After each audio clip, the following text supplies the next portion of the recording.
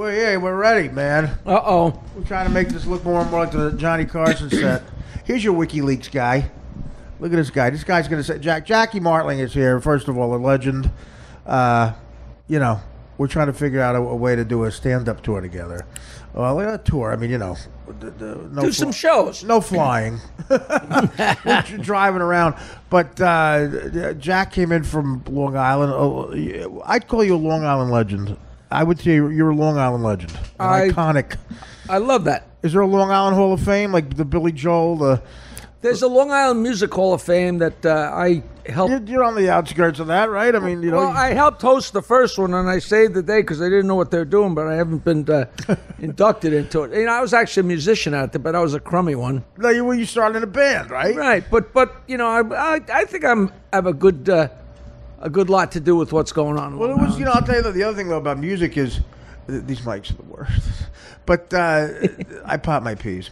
But the thing about you is that was a great thing to have, a talent to have, is a musical ability with the Stern Show, especially because of parodies and stuff, and the ability to write. You and Fred writing lyrics together, and it just looked kind of joyful, like the song you did. Did you do a song at My Roast, you and Freddie? Remember? I think you did. It was just fucking great. It was good to see you guys doing that. Whatever. We always loved doing those. It was. When we first started doing them, that's where we found our ground together. Yeah. You know what I think the fans would love? I think the fans would love, and in the most respectful, loving way, try to dissect Fred Norris. Because the guy's a genius.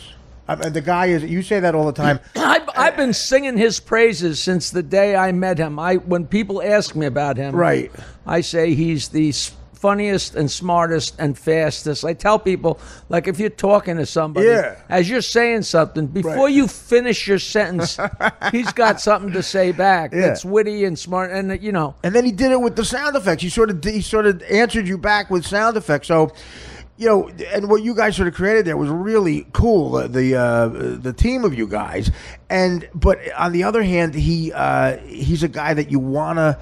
And again, you got a bum rap for this. You want to shake him and go, dude. You know what you're worth. In the radio world, how you see the people who try to be, because you guys were like the A team, and as I was a stand-up, I had to do those morning shows. And you see the people that tried to be you guys. Oh my God! I know, and I go around do them now too. You know, the Ewans, the Jackie of St. Louis, the Fred of Milwaukee. You realize that you guys were worth $50 million a week, and Freddie. Even when I was there, I got the inside workings of how you were just trying to tell him in the most complimentary of ways. This is America, and you realize the show. The show, first of all, without you guys, Howard's the king, but without you two, it's not what it is. And secondly, it's America. You can ask for more money, and there's a lot there. You are mimicking what I've been saying for 16 years. Right. It's America. You ask for more money, they say no. You go home. It's and there's no animosity, there's no meanness, there's no crap. Right. You're talking about an outfit that was pulling down some cash. We're printing money. Don't look in that closet.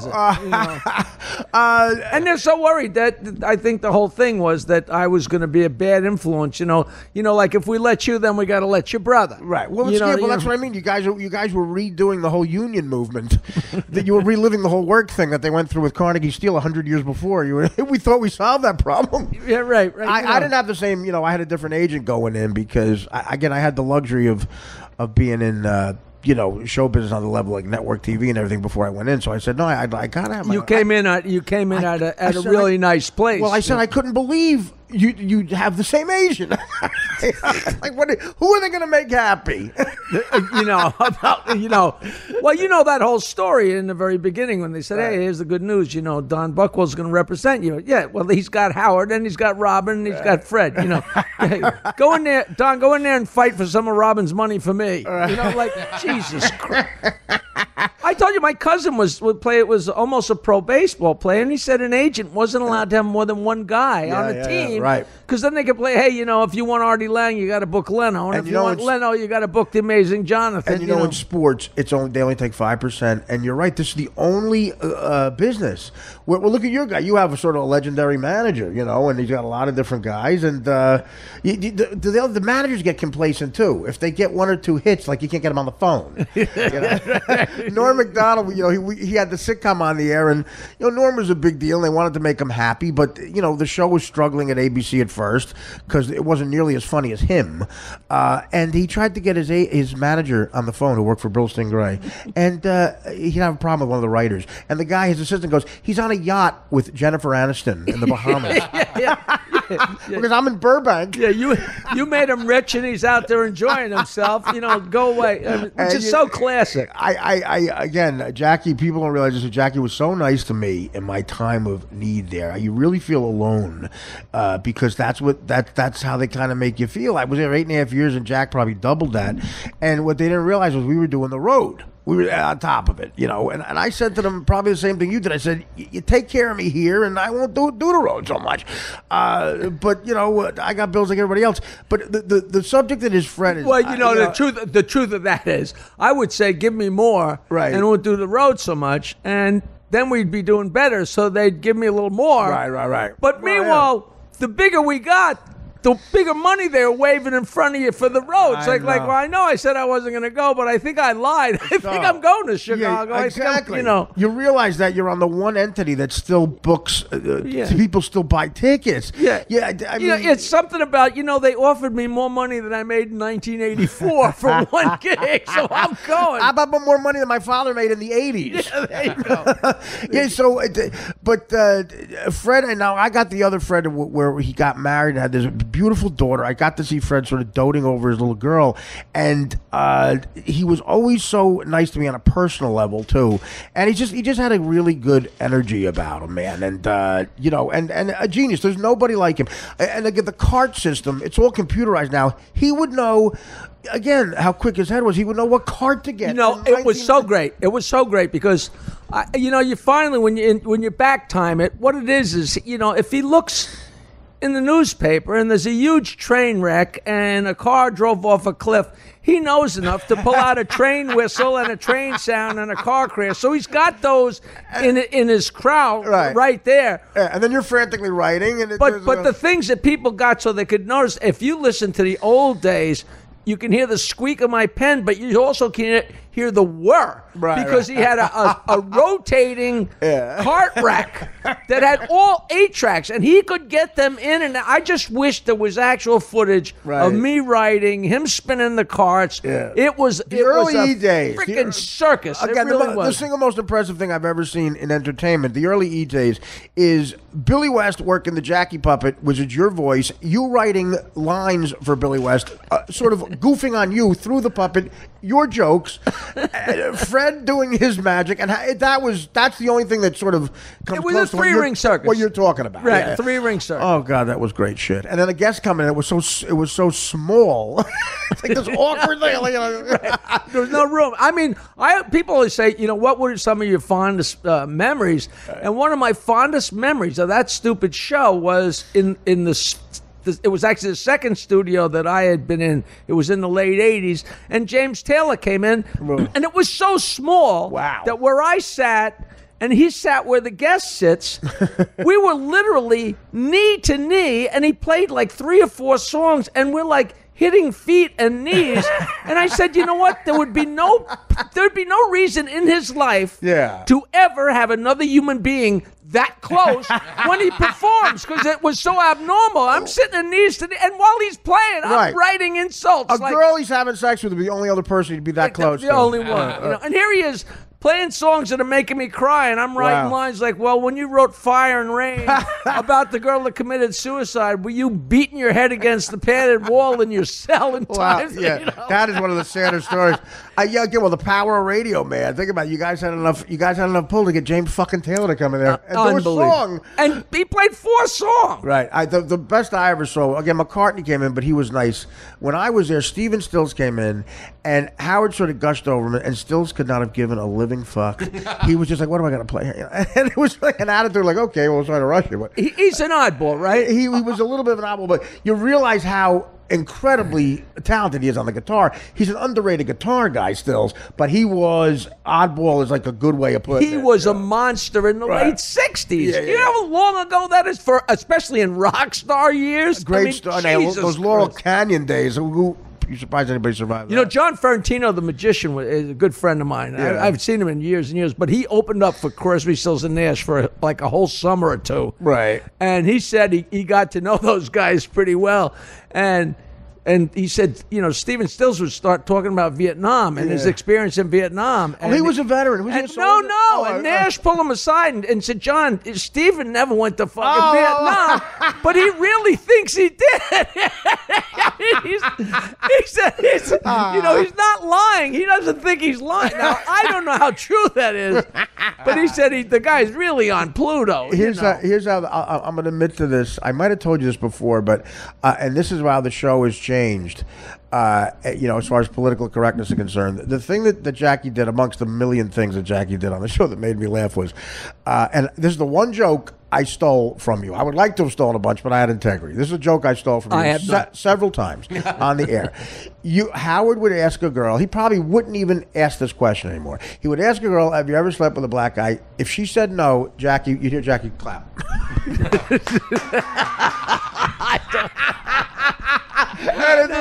And you know it's Jackie, and then you hear the now laughing. I love doing this show with you, right. And I always run the risk of repeat. I'm saying, geez, I want to tell Artie a couple jokes, and I don't know what ones I've told, blah blah blah. But did I tell you the whole story about? It's kind of what you're talking about the white guy. No, do you know the whole thing? The white guy. I don't know how it started, but we had running gags. Right. You know, like there were things like, I don't know how I got it started, but when Gary would fuck up or something, I'd say, okay, Gary, repeat after me. And Gary'd have to repeat. Right, I know that. It was the greatest running gags. And that's one of the things you stay in the car for. I used to call them stay in the car gags. Like, I want to hear what he was saying. Repeat after. And I just love it. I am the dumbest. Right. And a few words at a time. Right. You know, but somebody would come in and a girl would say, well, I was with my boyfriend or something, and I'd write, white guy, and Howard would go, white guy, and it'd be so funny. Right. There was no wrong. Yeah. There was no. It'd be like, it's just fucking, or like, or of course, you know, like right. not it's of just course. Fucking funny. It was just so goofy. Right. And I did this for years and years and years. White guy, you know. It's funny because wait. There's a punchline here, and the woman came in. The woman came in who played Wonder Woman or one of these people. Linda she was Carter? from Australia. Oh, okay. And whenever I tell a story, somebody always remembers. But it was not Wonder Woman, but one of those Amazon type TV series. I know who you're talking about. And she goes and Howard says, oh, you know, and you just got married. She says, yeah, I just got married. Sheena. And Howard goes, something like that. White guy, and she goes, no, she had married a black guy on the sly and thought that he had gotten some kind of information, and he outed her. And we looked at each other like 15 years of the same joke, and we hit. You finally got one. We hit page. If you keep throwing it against the wall. It was so That's hilarious. That's fucking great. Oh, that was you know what that reminds me of? It's so funny. That reminds me of, I don't know if I told this story. I went to high school with a black kid named Andre Bowers. He was the funniest motherfucker. And he would, the way he told mother jokes didn't make any sense. He would go, your mama left the work boots under my bed, something like that. Just stupid shit. And then he'd laugh at his own joke. Okay. Yeah. He told we had an English teacher named Miss Liebhauser. And I wasn't there, but we were both in the principal's office together. And supposedly he said to this woman, our teacher, yo, Miss Liebhauser, your mama wears a helmet to bed, like goofing around.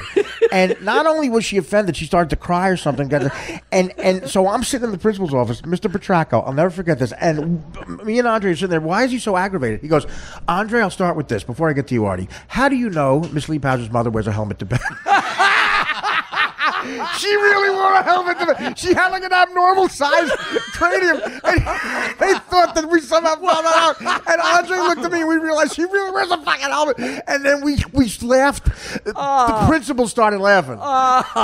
He realized he didn't know.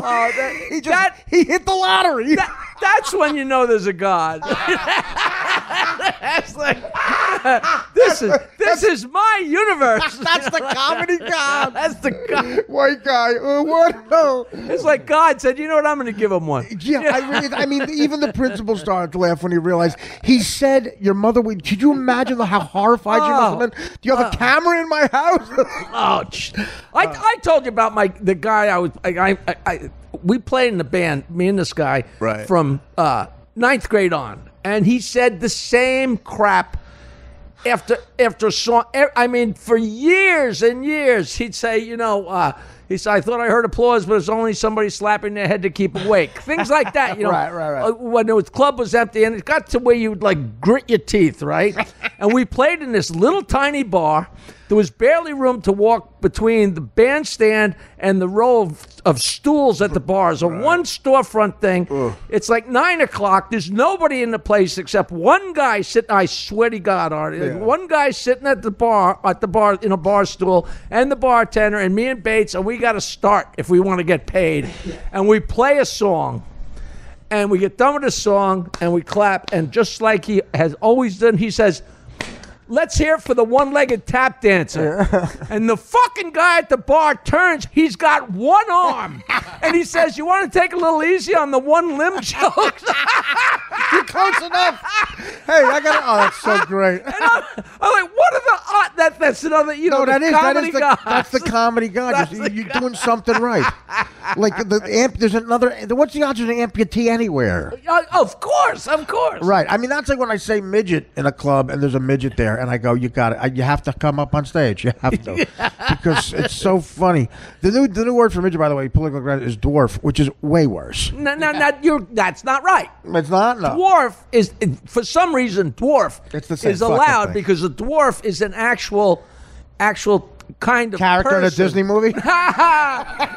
is a kind of person, whereas a midget is that they want to be called little persons because midget supposedly connotates the circus. Oh. Now, to me, little person is more insulting than the word midget. Yes, a little person is disgusting. It's like I know. It's like, midget porn.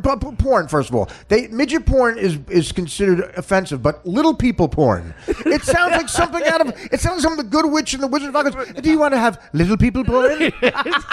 We're watching little people porn. Do you know? I never alter my show. Like if I got someone in a wheelchair, if I got a couple black people, I got a room full of rabbis. Now that's the best thing. You barrel through the great jokes. I don't care. I did a show in Florida about 10 years ago. It's the first time in so long I changed, because I got like maybe 7 or 8 midget jokes right in a row, right? Right. And right in the front, sitting ringside, was a midget couple. Of course. How can you? Sitting there next to each other, their feet are dangling, not hitting the floor.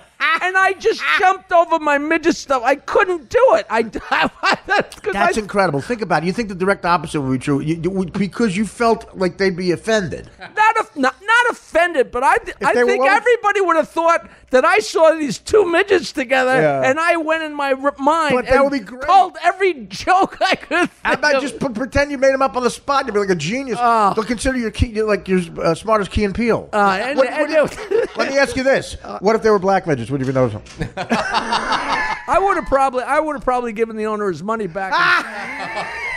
Black midgets.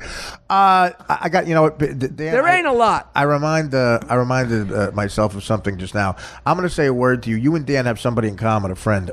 Woody Woodbury. Love that guy. Okay. Dan has a story about being in Florida during spring break, and at the age of 21, Dan claims he had strippers out of his system already.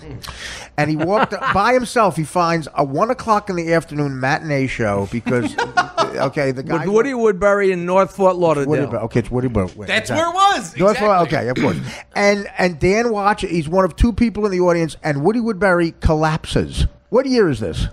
1980. 84. I never heard of it. All right, so he's 4 years drunker. Right? Yeah. Now, how do you? So Dan tells a story. I'm in comedy. I never heard of the guy, and he was famous for what? Let me tell you. Yeah, so you he know. hosted Who Do You Trust before he lost the job to Johnny Carson. Right. 1954 Well, or something you don't like trust that. Johnny Carson. That's the answer. So here I am in Fort Lauderdale, and doing my dick joke act, and I come off stage, and here's this guy who was recognizable. He's a little space between his teeth, and a real delightful character. Right. And he's like, "Wow, man, you're so funny. I love your jokes. I'm gonna steal some of you." He used the word "nick," which I never heard. He says, "I think I'll nick a few, and why don't you come over and see me?" me?" That's like an English thing, or something. Yeah, right? and he says, "Come on over to my show, and you can nick a few from me." And I went over to his club. It was a nick club. a few? It was a club. It was a bar inside of a restaurant, and he had a club. Right. They had cards, and it was an acronym about 7 or 8 letters long, and it was something to the tune of Club of People Who Drink Themselves Unconscious, or something crazy like that. BIZZGG, and he sat at the piano. And he drank bourbon out of an iced tea glass, and he'd be so loaded by the afternoon. And I've never told anybody this. I've never told anybody this. At one point, I went to see him one afternoon, and I walked in, and he didn't know I was there yet. And I heard him arguing with this woman, and I think she was. I think she was pregnant or something. Oh my God. And I was like, you know what? I shouldn't be hearing this, but this is so crazy. You but have to hear it. we go to each other's shows.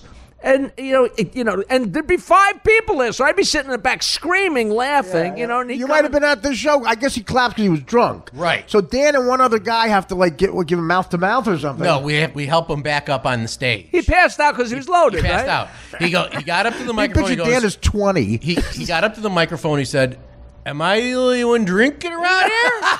And he collapsed. And we thought that was part of the show for the first 5 or 6 minutes. You got to understand, Jack. He tells me this story 2 weeks before you were here that day, and I'm walking Jackie down. We're at the elevator, and he makes a reference, joking around under his breath almost. I said, "What'd you say?" He goes, "Woody Woodbury." I go, "You know who he is?" He goes, "I'm friends with him." I had just gotten a letter from him that day. Oh, that's great. He You got to bring him in here one time. Minavini sees him down in Florida. He's gotta be 90. At these Footlighters thing. He's like 93. Right. But like last month, he flew out to L.A. He's doing shows. Right. That's he's unbelievable. healthy and he's happy and he's so funny. Will you ever stop? Huh? There's a question. Will you ever stop doing shows? Will you ever stop doing stand-up? do you No. think? Probably not. Why would you? Yeah, well, I mean, it's not like playing. No. If I wasn't healthy enough to go do it, Yeah. If the people were begging me to shut the fuck up, I might keep going. Well, it's like, this is the thing about comedy. You think you go, because I'd seen you a long time ago at Rascals, and and it had been a long time since I had seen you do stand-up, so I was excited when we were both on the same bill at that Mark Cuban thing we did for his network back in December. Sorry, December, but so I said, I'm going to watch Jack do a set here. It's going to be great. And holy Christ, I mean, you talk about fucking knocking it out of the park, and the walls are moving, and you go, it is true. It's not like you're not an actuary guessing when a guy's going to die at an insurance company when you want to retire. That's your job. Like watching that happen, and you go, you're right. Why would I ever stop?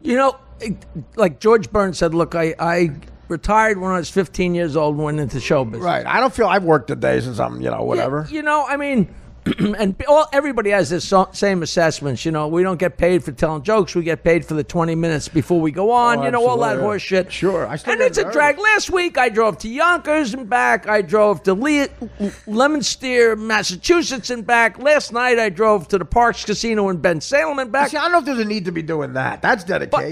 But I go up there, and I can't work on Long Island 35 times a year, so I don't mind driving a couple hours because I got fresh faces and I'm killing them, and I get a pile of wings to get in my car and smoke some pot, and I'm home. You know what I mean? I'm in heaven. John Peasy, I write to John Peasy, and I send him a picture of me sitting in the front seat eating wings, and he sends back a picture of him sitting in the front seat eating wings, So you're keeping thin, too, man. You've been thin a long time I now. just swim and swim and swim and swim. You swim. You go in, what are you, on the bay? Yeah, no, I'm on Long Island Sound, right across from Stamford. I live in an incredible house. I wish you guys would come out and let me make you a steak. Who the fuck's got the invitation yet? I mean, what, they want to show up? All right. The 14 people that are listening to this, that's my cousin. I'm inviting Lang and Fellatio to come to my house And let me make a mistake. And Woody Woodbury. And Woody Woodbury. No, what a character! I got an idea. Jackie knows how to entertain too. We'll get. It'll be a fun afternoon. Well, you know what? You come out there, we'll do a podcast or two out there. Sure, absolutely. It's so much. You'll love my house. You'll go fucking wild. When I was on the Bay, which is like the Long Island Sound, when I got my place where I was able to afford a place down the shore, and my mom got to relax a little bit down there. I like the Bay, but people talk about the ocean. Oh, who needs that shit? But then Hurricane Sandy, fucking holy Christ, the flood insurance, Jesus Christ, it's crazy. Oh my God, have you been affected at all by some of these crazy stories? No, Sandy, it's weird because I'm right on the water, but Bayville's like a bowl, so I'm at the top of the, like, not a real distinct bowl, but I'm a couple feet higher than anybody else. So I had a little bit of water in my basement, but other people got killed and had feet and feet of water.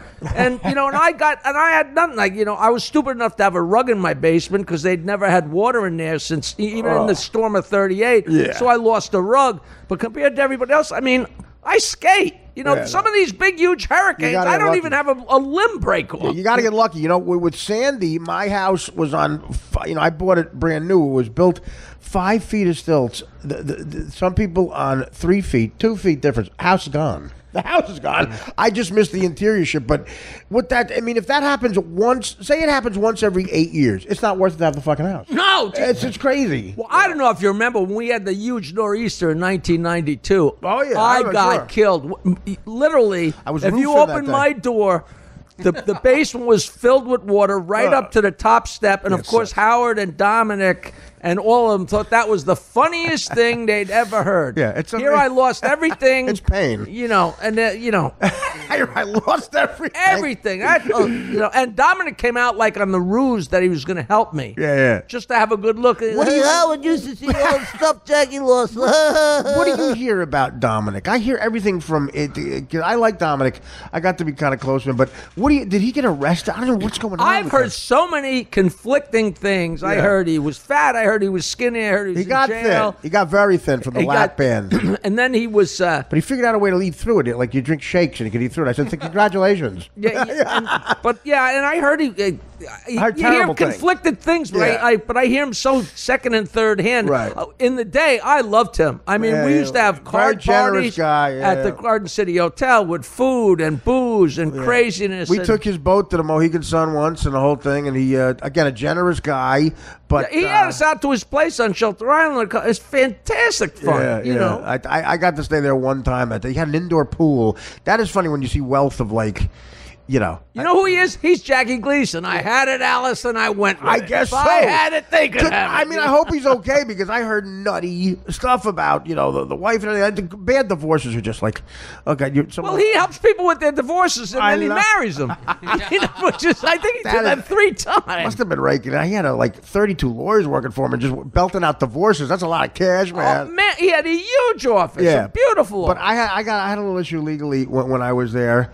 And the help he gave me was invaluable. Like, the way he dealt with judges, the double talk. It was like listening to an Abbott and Costello routine. Right. Shut up. We can ask for Judge Tarkanian. He give him a sandwich and everything's fine. In those days, I'll tell you, the late 80s and early 90s, it was unbelievable because if there was a story that you heard on the news or in the Post about some horrendous, stupid, asinine thing, you knew that one paragraph down and represented by Dominic Barber. He was everywhere. Oh, and sometimes with the most tragic shit. But he had that ability to then get articulate and put on the other voice, right? Like the calm. He was a media whore, but he helped people. Oh no, look, you got to make money. Listen to us talking about media. Oh, yeah, absolutely. I'm in my fucking bedroom. So I try to get into this with you all the time because let me tell you a joke. Tell me if you heard this. A guy, white guy, white guy. He goes to the vet and he says, "You got to help me, doc. My dog's been eating his own shit." And the doctor says, "Give him these pills." And the guy says, "What will that do?" He said, "Make the shit taste bad."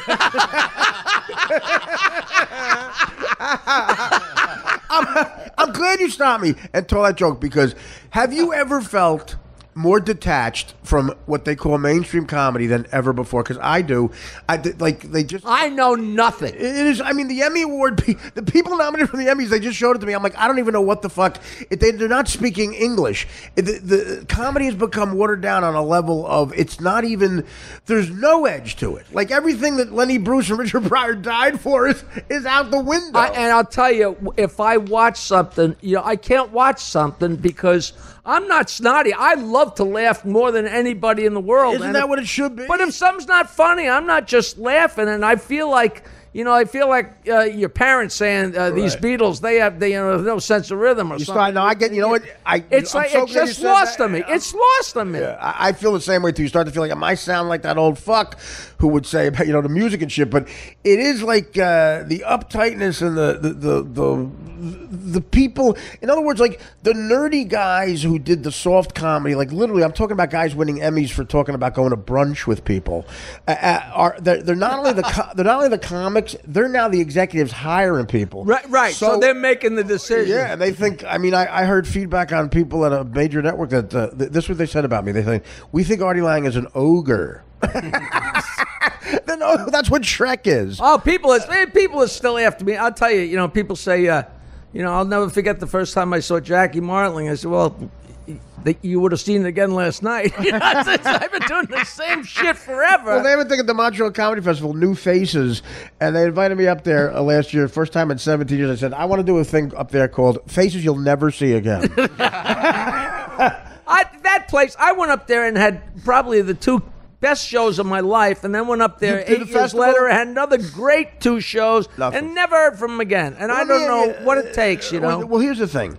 You're a guy who tells jokes in an amazing way, in an old style way, but I mean that is a fucking skill, man. It doesn't do anything except make people laugh. Right, It doesn't make them think. It doesn't give them something and I to go tell you home something. with. You want to appreciate a guy like Jackie, you go to an office and you find the guy who can't tell a joke. And that's 98% of the world. So, and then you see like a set I saw him have. And so, like, what was your feeling about, you weren't a guy who was asked to do The Tonight Show, Conan. And did you feel, was that a real thing in your craw? Because it was for me. No, because. Were you mad about that? No, because when I started, I was a musician and I knew every joke in the world. I never set out to be a comedian. How did you would work it into the act, like in between songs or something? Well, in the 70s, we had a 2-man band, and we played original songs and told jokes. I mean, we didn't just throw them in. I mean, we told millions of jokes and played songs, and that was our act. Right. And I got to where I knew every joke in the world. Think about that. Where do you see a show like that anymore? And there was no such thing as video. We'll never know if we were any good or not. The 300 people in the little bar, the 200 people loved us. How good or bad it was, I'll never know. That sucks. Yeah. It was really, really fun, and people came back, and we played to the same people week after week, so I had to have new jokes every week. That's how come I had such a turnover. And then when I bailed on music, I just started telling my jokes on stage. What made you do that, Jack? Just you said. Well, what else am I going to do? I'm going to get a fucking job. A lot of people stay with you. Like they don't. They really keep trying. Well, I realized that if I wanted to eat, I wasn't good. You were too good at the jokes. I'm not being humble. But you were too good at the jokes. Well, I wanted to try. I needed to try something else. Right. And that's when a human being get in trouble. If you have another option that you're good at. I didn't know if I had another option, but I started telling jokes and I started producing shows. Now, I passed at the comic strip right away. Now, I could have come into the city and done 7 minutes at the comic strip. Pre-Howard, the comic strip? Huh? Is that pre-Howard? Oh, no, it's 1979. Oh, wow, and I could have done 7 minutes at the comic strip and then 7 minutes to try to get it to Catch Rice. It's a hard life, yeah. But,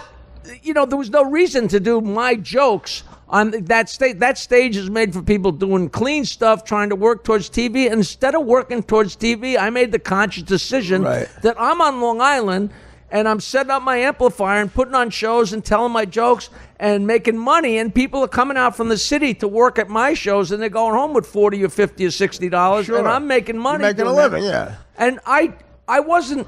It wasn't that I didn't want to do Carson and Letterman and that, but I didn't fit for that. And there was 1 billion people competing for that, and I loved what I was doing. And, for a while I changed up a little bit and started doing kind of more stand-up-y type stuff. but it just didn't fit because think about I'm too happy a guy. I'm not a guy that goes up there and complains about my wife. Right. I want to tell dick jokes and laugh. That's well. Think about a 7-minute set too. It's sort of like it's sort of bad for creativity because you go look. You need 7 minutes for TV. Just make sure it's good and never do anything else. Get it tight, which means you got to keep doing it. And it's to me that sounded so stifling. And here I know hours and hours. And I remember the first time I worked with Dennis Wolfberg. He came up and said, "You just did an hour." Right. And I said, "Yeah, well, I could have kept going another couple hours." I just that guy was the funny, jokes. man. Oh, he's a pisser. He was a former school teacher, like the Bronx, who was a comic. He died of brain tumor, I think, maybe.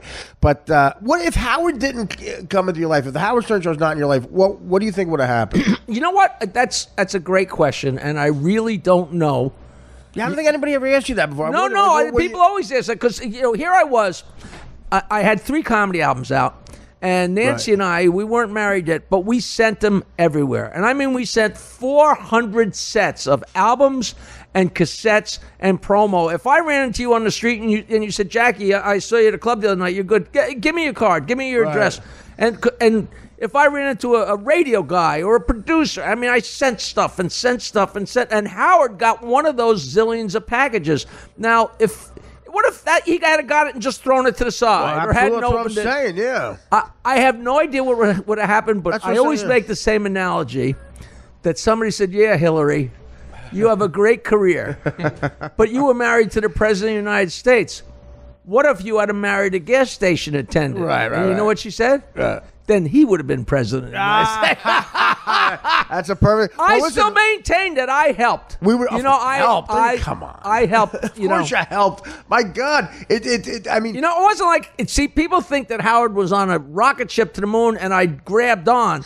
What happened was we were getting the rocket ship ready, and I helped ignite it. Right? Yeah, sure. I mean, again, But to answer your question, who knows what would have happened? But you would have kept doing stand up, obviously, and then what? Would you have gone to L.A.? Would you like? No, I never had any desire to be in L.A. I never had any desire. So you wanted to make money and tell jokes, and maybe on the business side of it to open a club. I would have found my way. I know I would have found my way one way or another. I got 45 ideas. Well, you're a hustler. I mean, but it's interesting that when something that big happens to you, you go, "What do you do?" And we talk. It wasn't that big yet. It's when it eventually became. That's what I'm saying. By 1988, you guys we were rolling. Yeah. What drives me crazy is that people like, you did a lot of movies and you did TV and this guy did this and everybody has all these great things on their resume. And I'm like, Jesus Christ, what have I done my whole life? Jerked off? And I said, wait a minute, you idiot. You took 20 years off to be on the most popular radio show. I've got to tell you. It's not like I wasn't doing anything. I jumped on that wagon when it was already a legend. The show was iconic by the time I got there. So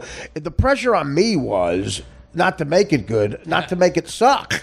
Like I said, that first ratings book, I'm like, oh my God, could you imagine if it's like number 4? The only difference is, and and obviously we ended up doing very different things, but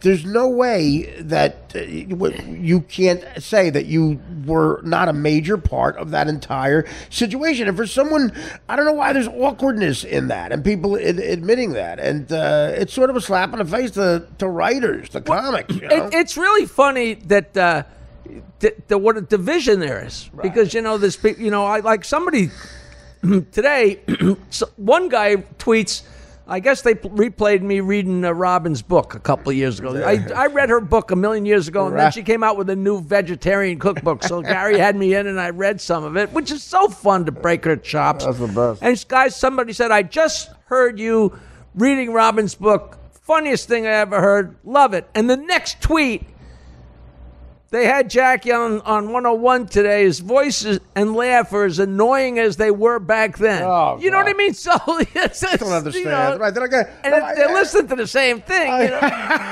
Well, it's funny when you talk about like what I had done before the Stern Show. Yeah, I done TV movies, network, and studio movies. I didn't feel like I was in show business until I got on Stern, because where I grew up, I tell people is my father, if he were alive when I got that job, he would have been more proud of me for getting on that show and sitting in your chair there than he would have been if I became a senator. Literally, I mean, a senator would not have been as good. He would have been like, "Oh my God, I can't believe this." But it shows you how agents are out of fucking touch. The sitcom I was doing got canceled. Primetime ABC show, and it was good money, but there was no edge to it. I was in LA, and I'm starting to lose my edge a little bit, my danger. So I get this job, and I get the offer, and an agent at William Morris goes, "Well, you know, all right, listen, you're doing a sitcom, network sitcom. You want to go from that to radio?" I'm like, I want to drive. I want to drive over there and hit you in the head with a bat. It's not radio. I'm not doing the Z Morning Zoo in Albuquerque. I'm doing a Zenith. It's the fucking shit. It's the show. It's my generation's Tonight Show. It's my generation's, in a way, Saturday Night Live. It's like I could never have dreamed of doing that job because who knew? Because you created it. Like the job didn't exist when I was 15. You would have to go like, "What do you want to do?" I don't know. And then you created the job I had. And in a way, do you know how proud I am that there's two people who have had that job to be in that crew, and you're the other guy? Is, I tell you, I get a smile on my face. I love it, and I say the same crap over and over, but people, they're going to tweet this. They're going to say it's great to see those guys getting along again, and they don't realize that you came on the show 8 months later. Right, that would have been. I got to tell you, if there was an overlap there, I honestly told my manager, I said, if Jackie was still there, and it was a situation like, because the game is rigged at that point. If Howard doesn't want you there, he's going to say just everything this guy does is good, and everything it's not even a fair game. No, so if there's no game at all. If that would right, exactly. And if that would have been the case, I said to my manager, I said, you know what? I don't think I would have just graciously bowed out of that because it would have been too disrespectful. So I'm glad there was almost a year in between you leaving, and it was a long time. And that was major news in the comedy world. I also said, that's the other reason, you got to give Jack a lot of credit and respect, because your chair being empty was big fucking comedy news. I can remember one of the writers. At the time, I don't think I had any idea that because there's no way that you... The plugs alone. I went from playing the yuck shit to whatever, And, you didn't even have to show up for the gig because it was worthwhile to the people. I'll tell you when I found out how crazy it was. I got to be good friends with Amy Cohen, who was George Clooney's personal assistant. Okay. And after the private part screening, we were at the Sky Bar, me and Gary and Fred and our wives and the gang, and me and Gary and Fred and John were hanging around. Yeah, that's what you were in the stratosphere at that point. We're hanging around with George Clooney and John Stamos and Dean Cain, but Amy didn't come out that night. Right. And she said to me the next day, George called her up. This is Clooney talking about me and Gary and John. He said, Aim, what a night you picked to stay home. We were out with the guys last night. Like Clooney's talking, like he was hanging out with the gang. Well, it's intimate. They were all big fans of the show, which is so fucking flattering. It's a different kind of fan, because I went from, like I say, that a sitcom fan. It's not. There's no passion. It's like they're just weirdos, and they got a Tiger Beat magazine in their hand, and it's anybody who's on the network they want to talk to. There's no connection. And as a comic, you want a connection, movie, whatever. I was never in a hit movie, but that morning, especially a morning show, you go to work with these people, and it is like they're the gang, and it's really a cool fucking thing. They enjoy hating this one, liking this one. Every comic this is should my go favorite. For it. Well, Danny Goat, knows radio, and what Dahl was that big in Chicago, right? And he threw away your folder. I remember going and getting Probably didn't even hear it. Yeah, and going in and getting it, and I'm saying, and I would call that hotline where you would do the jokes. And I said, well, I wrote a letter, and I said, if you ever come through Chicago, you should come on our show. And I never. You got to give Howard a lot of credit for recognizing how valuable that talent is on the radio, like the way he operated. That having a guy to write jokes like that. Well, it was so well. He didn't jump at it. Slowly but surely, I was pushing the stuff in front of him, and it was... Well, because you got to realize, I tried doing that. The only reason my mic was on all the time is because I sucked at writing jokes. I could not write in his voice. There's a difference between writing jokes and writing in a guy's voice. That's hard to fucking do, and that's what you did. Right, a word or 3 words or 5 words. It was, Yeah. Now, Benji takes after you. I don't know if you realize how much, he's such a weird, how much Benji looked up to you. And, and Benji, I think, took a lot of your sort of quirks. Did you save every joke? Is that true? Because Benji does, I have. He's got boxes, Benji. I have every joke. I'll show you on my phone. I have every joke.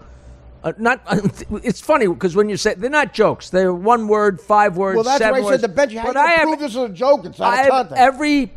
everything he ever said that I wrote. Yeah, I have.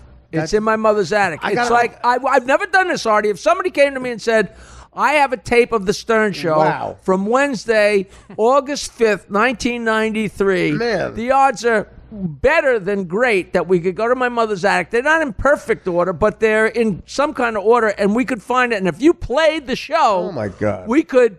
How great is we that? could see where and I've never done that, but I've always wanted to do that. First of all, you just to me, if I'm Howard hearing that, that's a week special. Yeah, you matching the jokes to the show. Exactly. That's fucking unbelievable.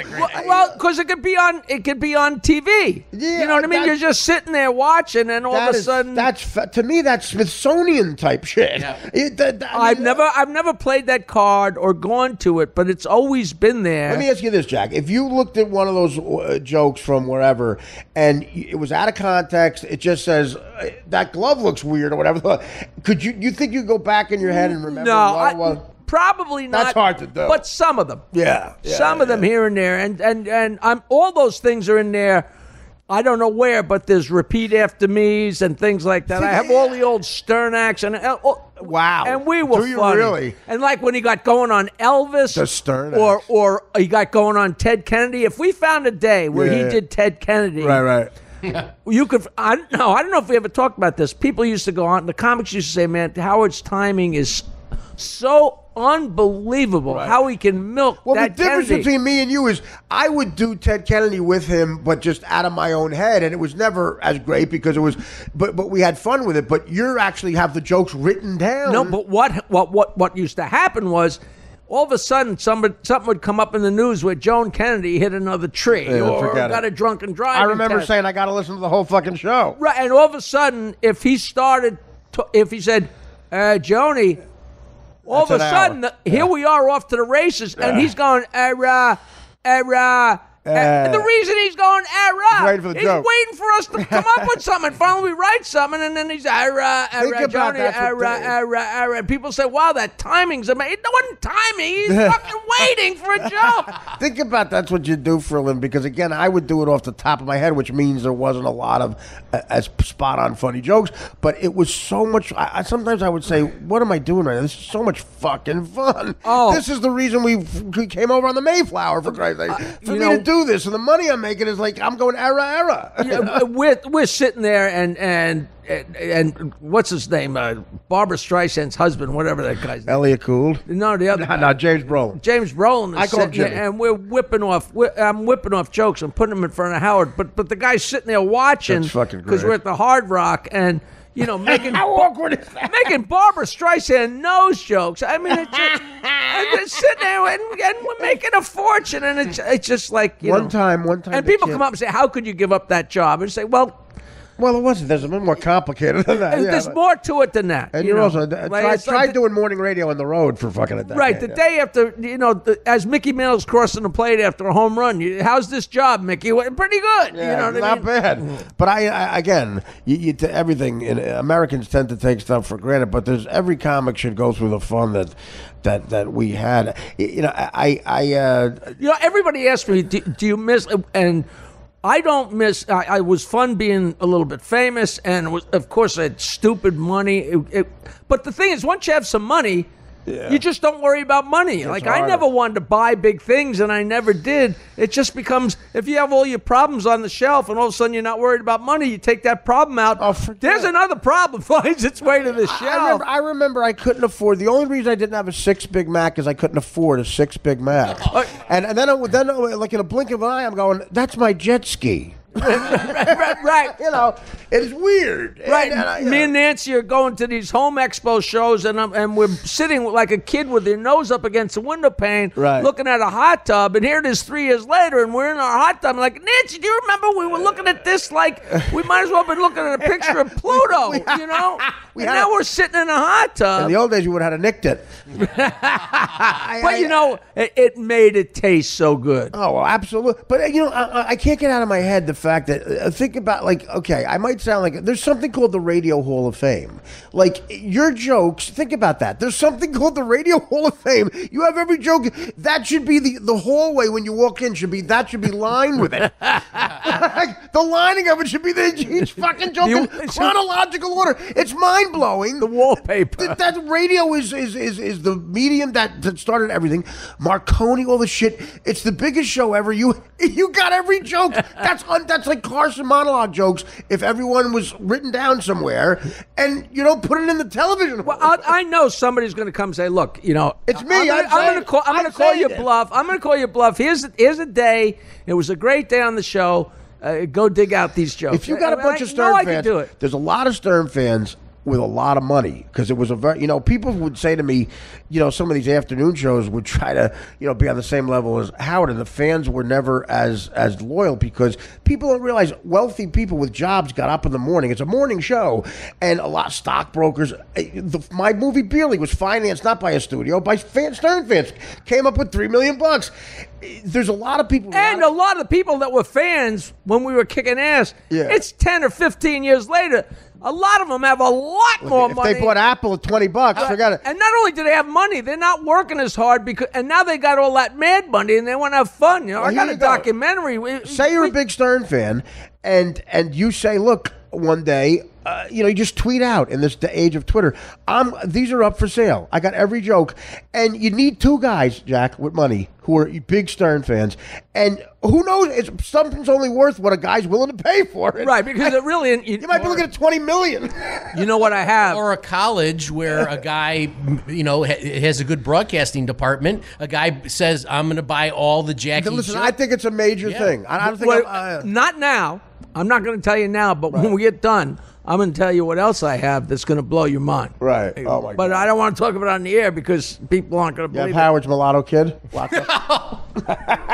You know what? Very close to that. Very close. Do you have all the Woody Woodbury albums? Because I'm missing the How first many one. are there? Because if there's more than one. All right, well, listen, we're going to, again, I could, I said this last time, and for some reason the ball gets dropped. Jack, please feel free to call Danny, and if you came on once, twice a month, I would love it. I mean, it's up to you. Listen, I get it. You know, you blanched when I said I came from Long Island. I got an apartment in the city. I park under my apartment. You know, I jumped in a cab, and I love getting on that ferry.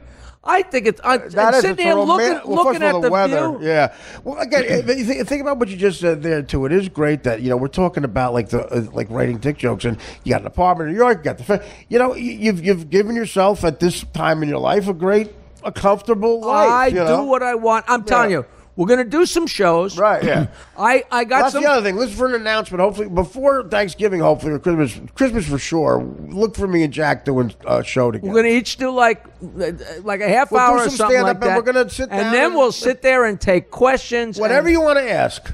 Anything. Yeah. You know what? I'm thinking like remember the guy, who was the guy that had one leg? Remember Joe Pine? Yeah.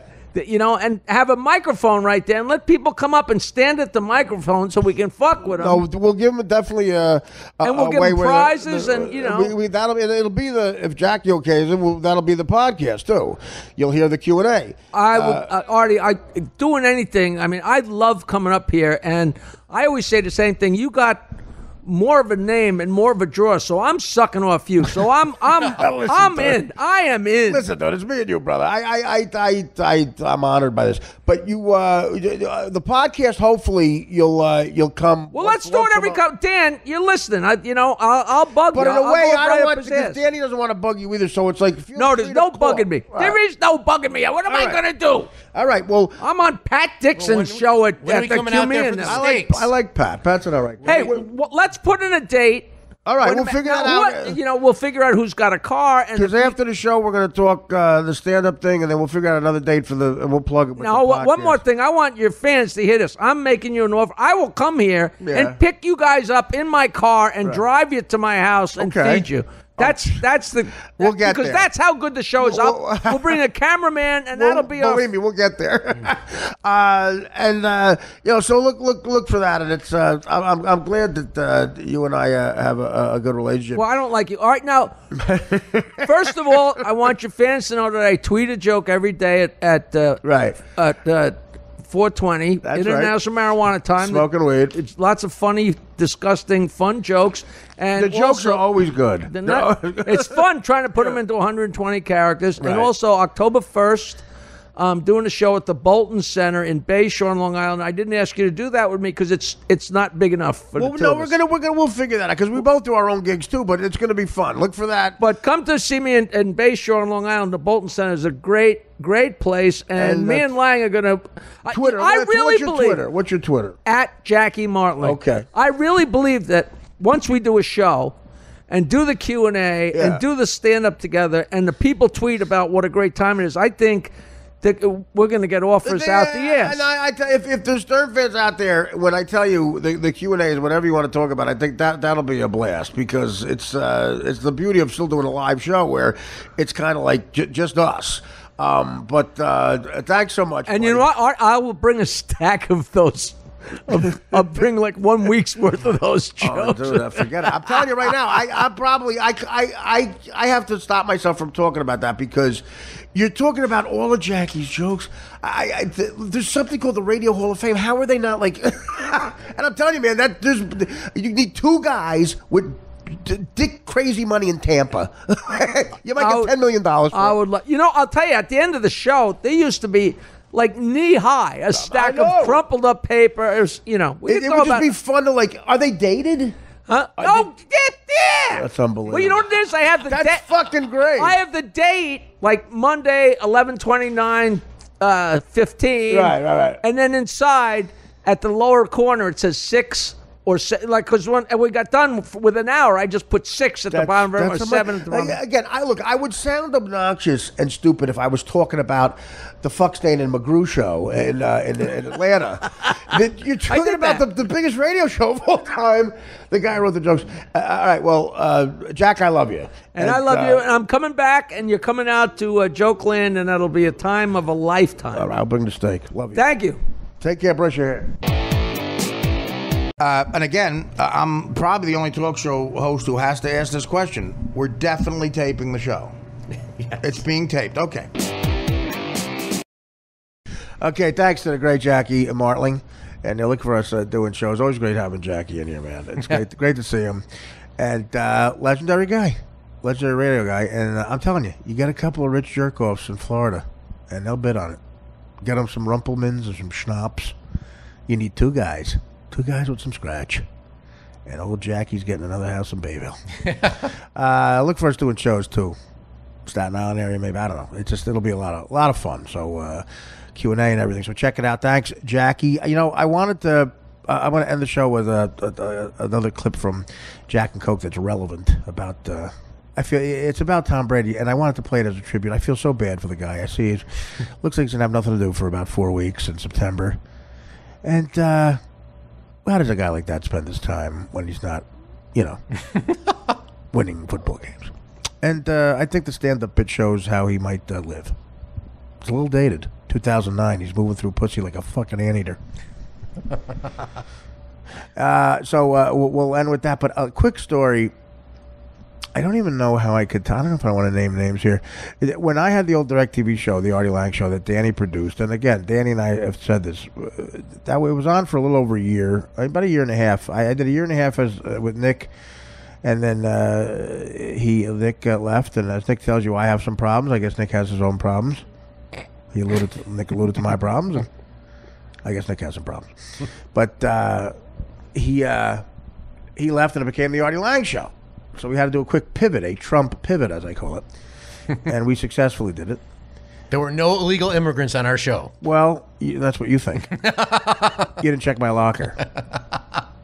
I had to have some quick release, relaxing moments out of the sight of John Ritchie.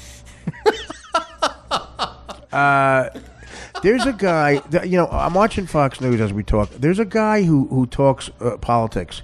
I think he's pro Hillary Clinton for Fox News and CNN. It's this guy that's on right now. I apologize for not knowing his name. The man looks to be about 62 years old. He talks politics, okay? But you got to realize he's thrown in there amongst some of the best looking people on earth. Martha McCullum. Do you know this guy's name, Dan? No, I don't. He always accidentally misses hair shaving.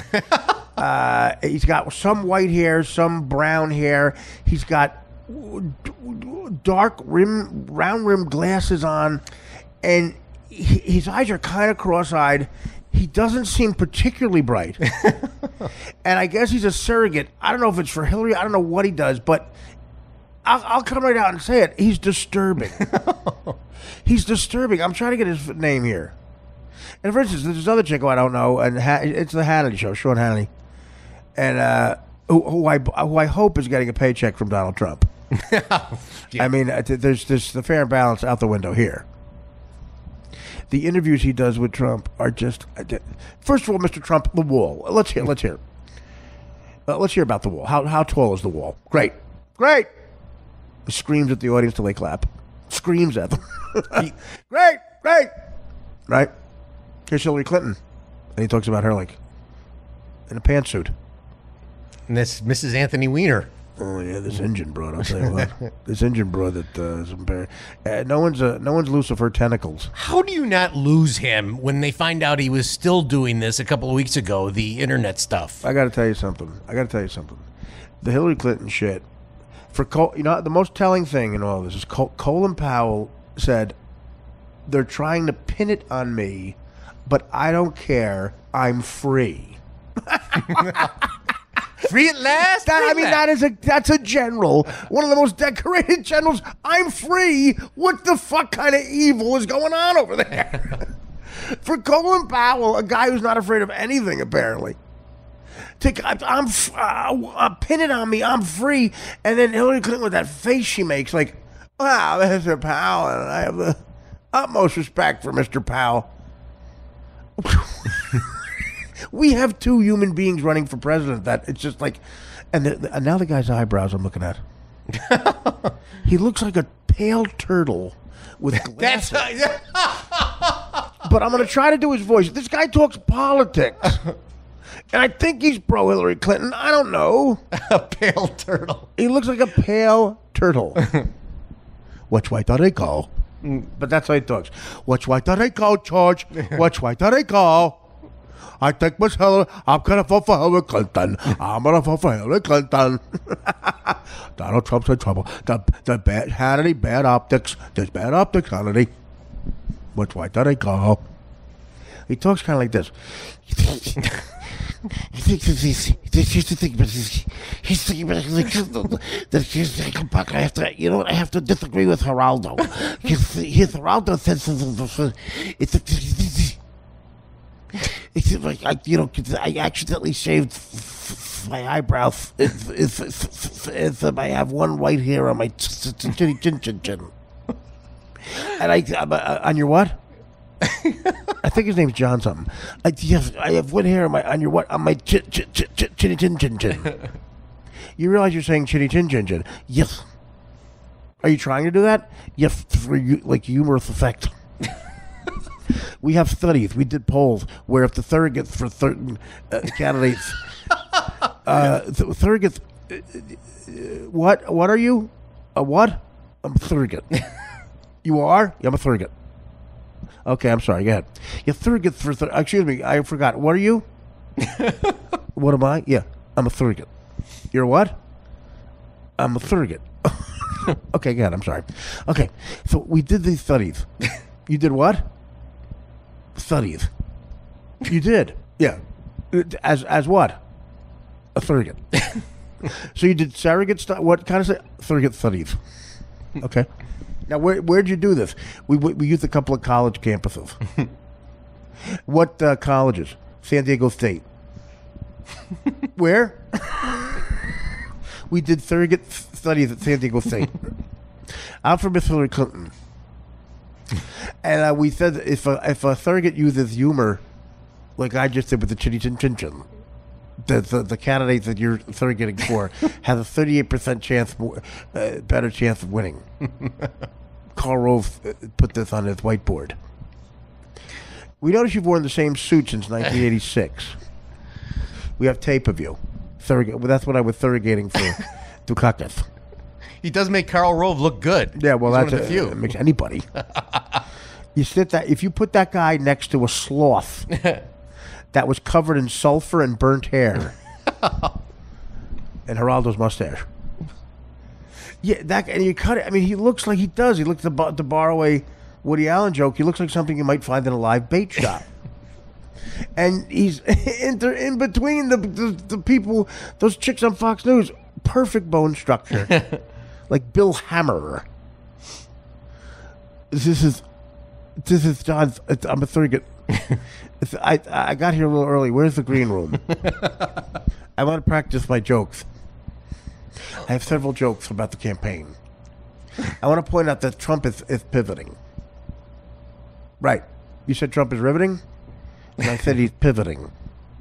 Where'd you learn that? The study. For what? Surrogates? Where? San Diego State? Okay, my point is that guy is weird. I think I've seen him a million times. I don't know his name, but I speak your name. So Danny and I had the Artie Lang show, and we had a fucking blast. And I challenge you, type in anything on YouTube. Type Machete Weather. Type Dan Theodorf Abbey. Type in Gout, Mrs. Goutfire. Yeah, just type in Barry Sobel annoying. Type in our band, The Scathing Tweets. We had a fucking blast, and that show was funny. I'm proud of it. Type in twins spelling. Ernie. Type in Mike gives twins watch. We had a blast. So there was a great actor on the show, Kevin Corrigan, and he's a guy I'm a huge fan of. If you saw his face, you'd know him. He's been in everything. He's like the Irish Michael Imperioli. But he never got The Sopranos. And I was flattered that he was a fan of mine. Someone told me, he wants to do the show. And I said, by the way, the Artie Lang Show, we're doing a big push to get it released on Netflix, YouTube. Thank you. iTunes. Thank you. And, Hulu. Right. Hulu. Thank you. And he brought in, Kevin Corrigan did, a friend of his. I forget the guy's name. But he was wearing a sweater like Mr. Rogers used to wear. Like didn't it look like that? He always wore, and that's the thing that especially then when the Williamsburg thing, Brooklyn was just starting the hipster thing. The beards were coming, and that look with that sweater was sort of in. And apparently, in was also not washing for 4 days. The kid was ripe. Played in a band. All right. He wanted to open for me or something. I would do anything for Corrigan. Corrigan played in the band, and I would do anything for Corrigan. And this kid's a good kid too, but there are some issues. And Dan took umbrage in the car. And this example I'm giving because I'm giving Dan props. So often I challenge Dan's masculinity here. And this is one place where he stood up, and I should have. Matter of fact, physical violence would have been justified. So, and again, Dan, remember the scenario. There were many times I would do a gig at like Caroline's, which was, paid me well. And after the gig, the show started at 10. I'd go right from the gig down to the Artie Lang Show, making it a very productive day for me. Surrogate. Very productive day. So they came to see me, Corrigan and his buddy, and then Corrigan had to leave, and his buddy came down to the show, I guess just to sit there and stare. Again, good kid. We'll have him on. So I'm in my Range Rover. That's right, girls. And I do my sold-out show at Caroline's. That's right, girls. And I proceed to drive down Broadway to our downtown studio. We live in the American dream. Sold out Caroline's, baby, Range Rover, down to my beautiful studio they built for me. And it says, it says The Artie Lang Show. Very visible from Barrack Street. The problem where I take the loser downhill is who's in the car with me. Of course, Dan, I love him. Yeah, great producer. I made the cut. A great producer, but you were hoping it'd be a smoking hot chick, and for a while it was. And for a while there were a couple of broads in there. But no, tonight that wasn't the case. The kid, Gorgon's friend, was there. And he had the sweater on. And, I mean, you ever see Schindler's List where the kid, the little baby boy, the 4-year-old kid is hiding from the Nazis and there's nowhere to hide, and he gets in the toilet, the public toilet, and he jumps in and there's like shit hanging from his nose. It's Spielberg. The set designer, set decorator for Schindler's List, who made it look like disgusting shit. Where's her Oscar? I'm assuming it's a she or an effeminate man. It looked like shit was caked on the kid's face. And what it smelled like, I can't even imagine. Except for this kid's sweater. It might have been in that league. So I'm dealing with that. And then, like, we're telling sex stories, like what guys do. There's a guy I tell you when Chabot Cack Rabbin.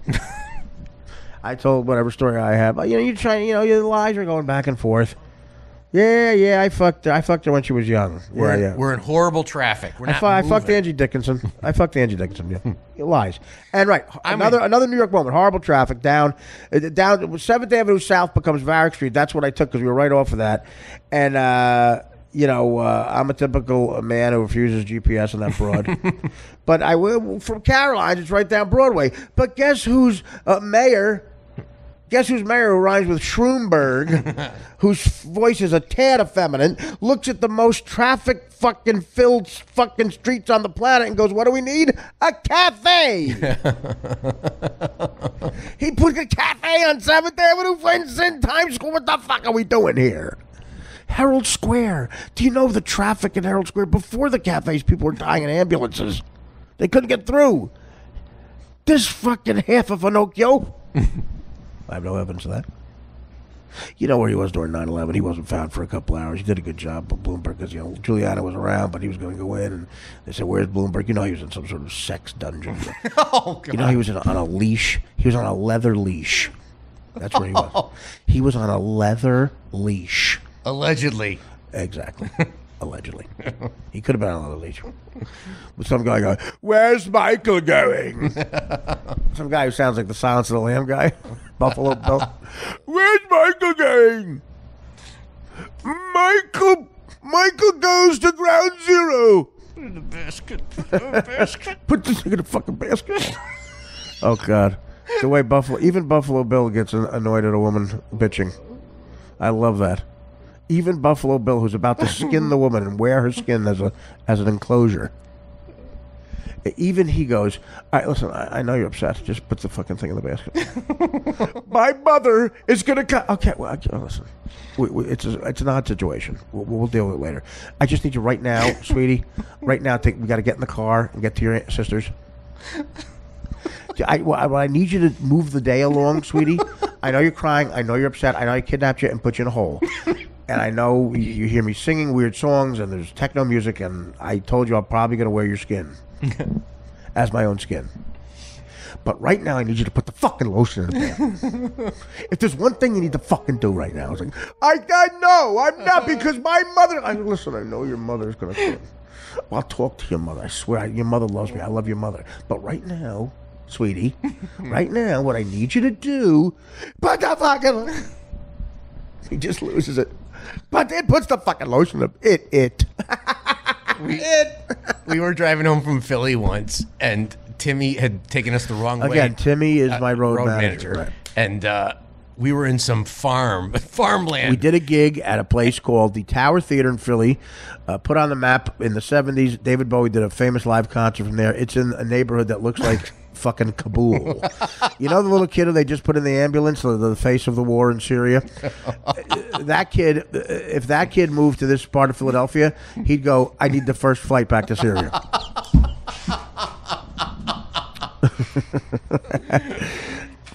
I think it's New Gretna. That's where the Tower fucking Theater is in Philly. It's the most disgusting. It's disgusting. And then there's burnt buildings are just crumbled. It's what Trump's going to make great again.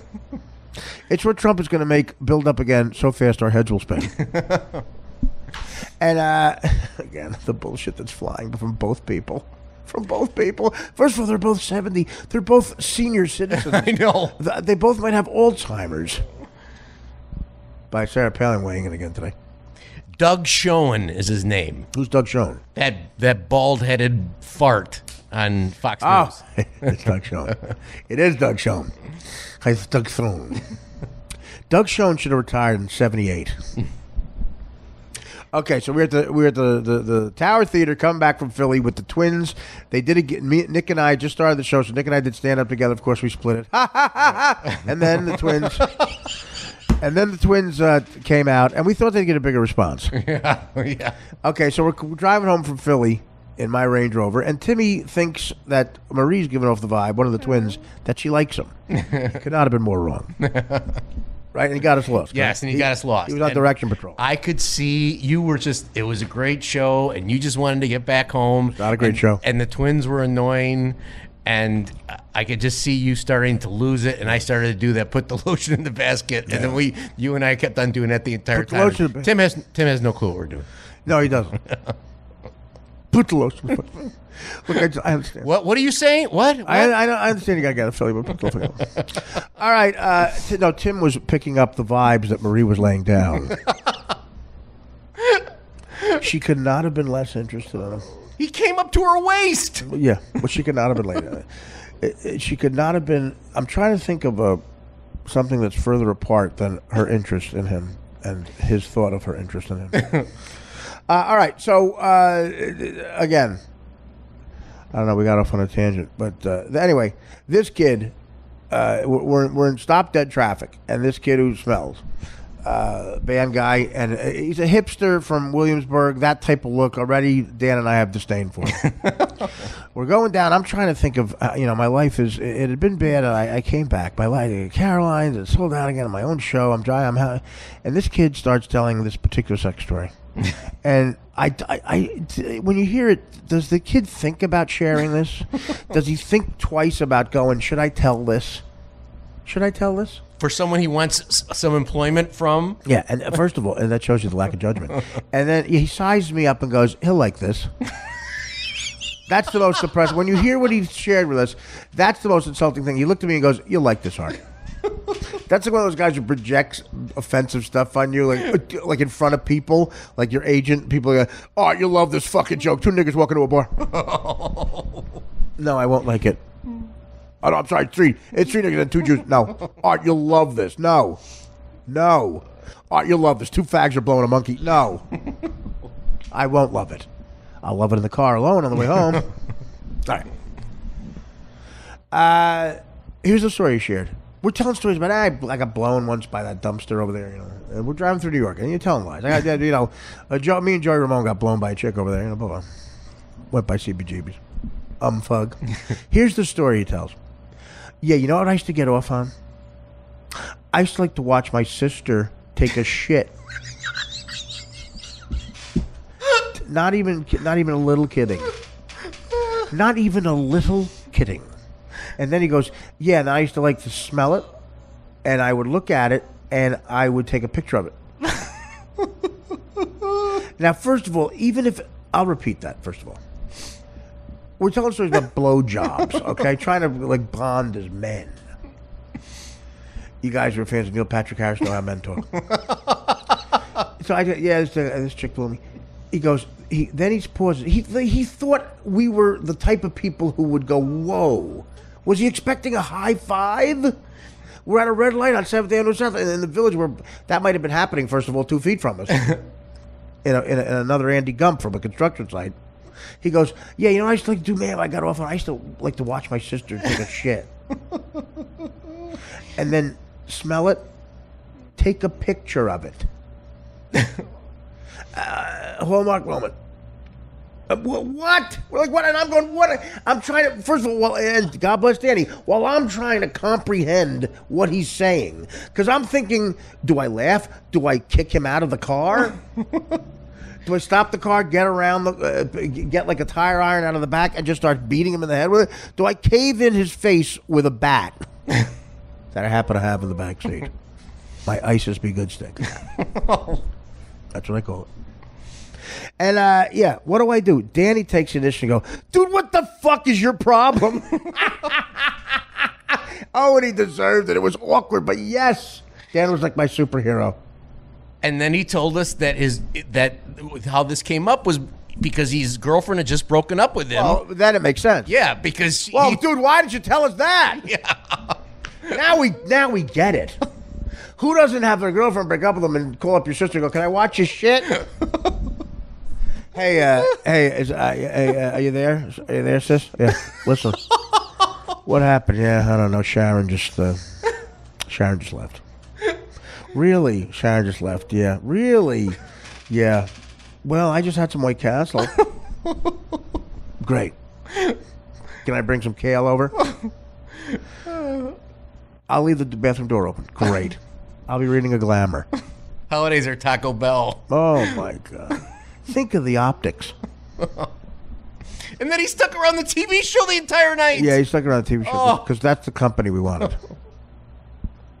Look, and everyone else likes him. I go, John, do you see, introduced to the audience, that's Charles Manson. Yeah, that's what we're going to do, yeah. Hey, guys. Hey, this is great, guys. We're bonding. This is fucking great. Dude, we've all been here. You know what I like to do? I like to watch my sister's shit. First of all, what's his sister doing? Do they live in a house the size of Glenn Close's bathroom in A Versal of Fortune? How about that reference? Well, I mean, how big is the fucking bathroom? He's watching his sister's shit. And does he have those Silence of the Lambs glasses? And we'll shit in the bowl. It reads the Glamour magazine and moves its bowels. It moves its bowels because I just broke up with my gal. What do you have his girlfriend do? Why did she break up? Think of the mental anguish. Think of the mental anguish. That's the most disgusting. And Dan, I'm going to clap for you. Thank you. You know what? People get away with evil when good men do nothing. And I was letting evil get away with something. And Dan said, what's your fucking problem? Like the genuine anger, the disdain. We don't know you that well. I know. The only thing more disturbing is how high Dan's voice gets when he says... But that's how you know Dan's serious. The smell was so bad that we had the windows open so people could hear me and that screaming. Wasn't even his shit we're talking about. It was him. I know. Did he bathe in the shit? By the way, these anti-Trump ads, David Duke looks like not a bad guy. These pictures of David Duke are so creepy. Like, is there anything dorkier than a young Klan guy? Like, with a mustache. David Duke's got that cop mustache, giving the cops a bad name. In wherever, Mississippi, wherever he's from. And he's got the thing, and he's like, his hair's perfectly coiffed. Like, we're in the Klan, son. Are your sheets coiffed? Just what a dork. Karl Rove's calling him a dork. Where's Doug Schoen? You know what? I think Doug, I might have to take that back. I was wrong. I think Doug Schoen is just a tad better looking than Karl Rove. Well, first of all, there's one picture of Steve Bannon they always use, the new guy from Breitbart. Oh, yeah. There's one picture. He looks like Indiana Jones's father. He looks like either the 3-episode arc on MacGyver. He's MacGyver's uncle. He's wearing that kind of jacket, and he's got a mullet from 1982. He looks like a villain on Magnum P.I. And it looks like he's about to explain a reverse mortgage. I said this to Dan, too. This is how stupid I am. People think I'm smart. They give me a compliment because it's really condescending. Like, wow, we think you're stupid, but you're smart. And just because I memorize stuff, I watch a documentary, I spew it out like a parrot. But, I'm not smart here. But, I'll give you an example. There's certain things I just won't comprehend. I don't have comprehension. That's why I was a bad test taker. You could explain a reverse mortgage to me every day for 17 hours a day with very little breaks for about a year, and I still would go, now, wait a minute. What happens? I'll tell you exactly what Tom Selleck says it. I still don't get it. I'll say what he says. Okay, ready? Tom Selleck goes, I know what you're thinking. First of all, the overacting. And Tom Selleck really, I hope he doesn't die before doing another project. I hope he gets a catheter commercial. He's just fabulous in that Blue Bloods. Well, yeah, okay, well, yeah, that's true. He's kicking ass. Well, fuck me, Jesus. Guy's been getting pussy on a level of. Imagine the pussy he got in Maui. Oh, The one TV show that's shooting there. So he, here's a reverse mortgage. He goes, it's really simple. You basically take the money out from your house, before you turn in the house instead of at the end. And of course, you have the money. Most people use the money to build a deck or something or pay other bills. And then guess what? You still own your house. All right. That's basically it. He's saying you take the money out and then you spend the money. Where's the money coming back? Like when you have to pay it off, where's that money come from? What the fuck is going on? Dan, do you know it? No. There's two things that I don't know, and one I read an entire book on. Reverse. You did? Why? Because you always talk about it. I was trying to understand a lightning bet. Wait a minute. You read an entire book on a subject because I talk about it? Yeah. There's an entire book on a lightning bet? No, it's the Gambling for Dummies book, and I read the lightning bet. Very different. Go ahead. The lightning bet. So you didn't read part. the book. You read the lightning bet part. Well, I kind of, yeah. Okay, you want one of the four dummies books. Yeah. All right.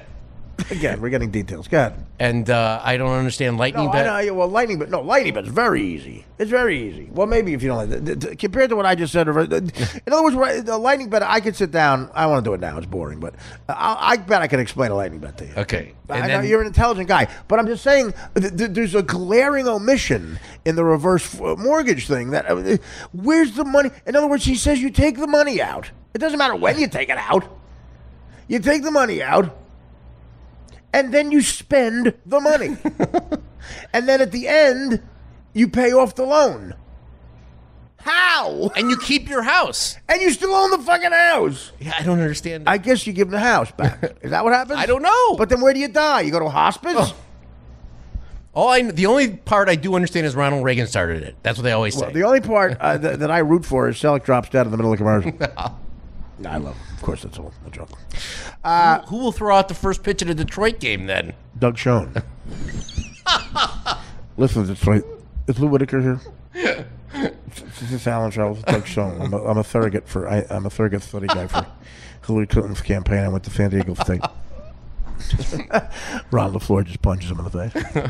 All right, so that's the story. Great job with Jackie Martin. Thank you. I'll leave you with this. Another thing from my Jack and Coke album.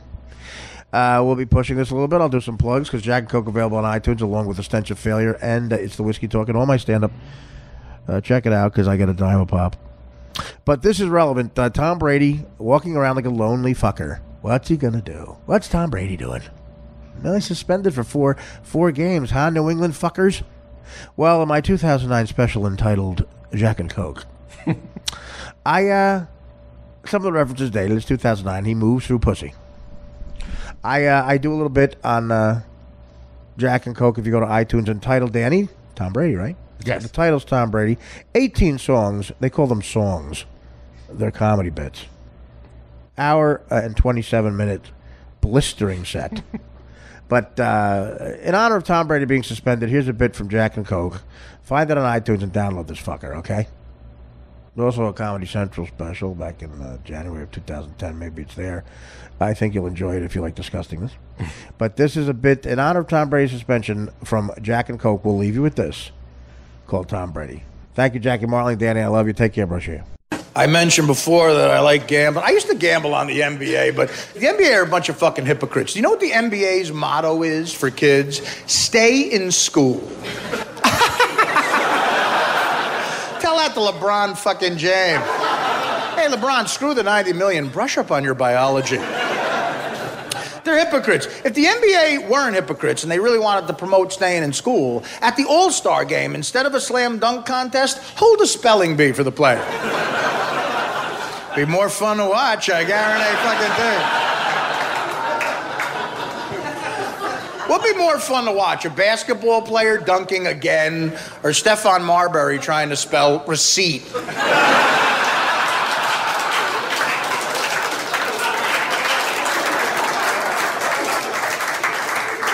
Or Wednesday, or one of those tricky fucking words.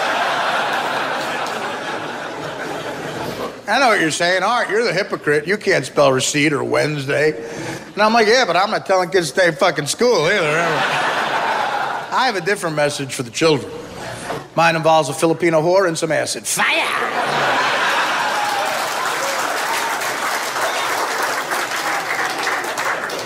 I watch sports now and I get pissed. Too many good-looking guys in sports. A good-looking guy who's great at sports has everything. You know what I mean? Like, you know who I hate? Tom Brady, man.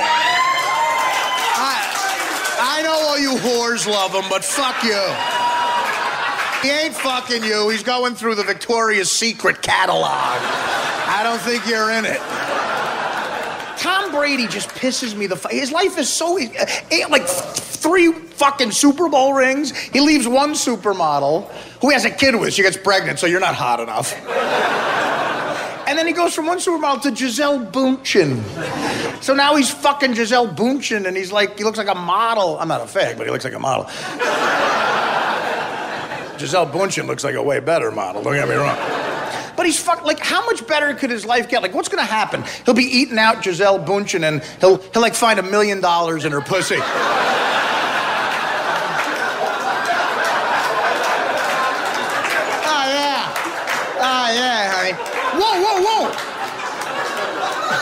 Whoa, my tongue just hit something. Oh, that's a piece of gold bullion. Just like everything valuable's in her fucking twat. Like, honey, look, I just found a rookie Mickey Mantle card. In mint condition.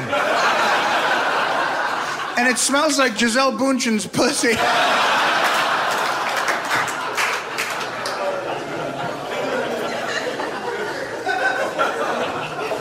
That's a $5 million car. Like, what else could he find? Oh my God, honey, there's a Golden Globe Award in your pussy. Gisele Bündchen's like, oh, Leonardo DiCaprio must have left that there.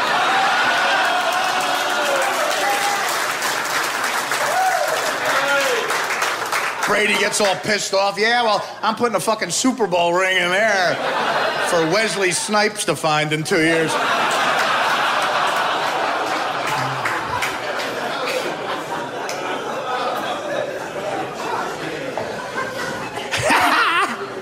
You know you're a hot guy if you could store shit in a hot chick's pussy.